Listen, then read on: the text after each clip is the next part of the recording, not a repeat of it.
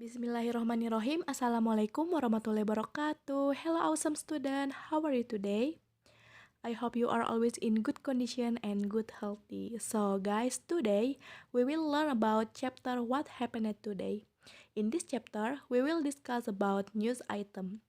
And in this chapter, I will explain about what is news item, what is the social function of news item, what are the generic structure of news item, and what are the language feature of news item. In the first, what is news item?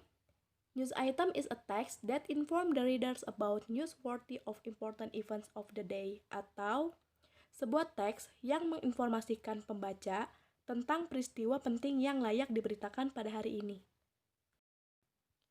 And then, what is social function of news item text?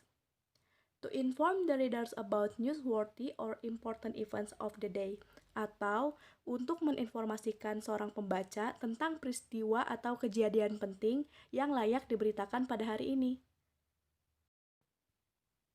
What are the generic structure of news item text? Number one is main event or newsworthy event. Dalam main event ini bisa diartikan sebagai summary of the news atau headline atau judul. Number two is background event or newsworthy event. Jadi dalam background ini menceritakan tentang kejadian spesifik dan menjawab pertanyaan 5W1H. Apa itu 5W1H? Pasti kalian sudah tahu dong. Yaitu what, why, where, who, when, dan how. Jadi kalau kalian membaca sebuah berita, pastikan kalian menemukan 5W1H ini dalam bagian background. Number three is source. Dalam source ini bisa diartikan sebagai pernyataan atau pendapat dari seseorang yang terlibat dalam sebuah berita atau mengetahui kronologi kejadian dalam berita tersebut. Kita juga bisa menemukan source dari berbagai media. Contohnya seperti media cetak, media hasil survei, dan lain-lain. Source juga bisa dikatakan sebagai sumber yang mendukung adanya berita tersebut. What are the language feature of news item text? Point A is focusing on circumstances using simple language in writing text. Jadi dalam berita itu harus fokus pada keadaan dan menggunakan bahasa sederhana dalam penulisan teks. Point B is using saying verbs such as said, informed, told, and reported. Atau menggunakan kata kerja seperti diinformasikan, diceritakan, dan dilaporkan. Point C is sometimes at the beginning of news, the scenes is mentioned Jakarta, bla bla bla bla, or Kuala Lumpur, bla bla bla bla.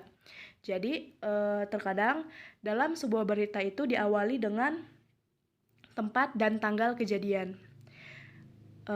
Point D is using past tense in explaining of the news event, but if it is a fact that until now still happen, atau menggunakan kata bentuk lampau atau past tense dan dalam menjelaskan berita acara. Tetapi jika itu merupakan sebuah berita fakta yang sampai sekarang masih terjadi atau masih dalam bentuk fakta, maka kita bisa menggunakan simple present tense. And point E, using adverbs like a time, place, and manner, atau menggunakan kata keterangan seperti waktu, tempat, dan cara. Point F is using passive sentence, atau menggunakan kalimat pasif. Okay, that's enough for me. Thank you for your attention. Wassalamualaikum warahmatullahi wabarakatuh.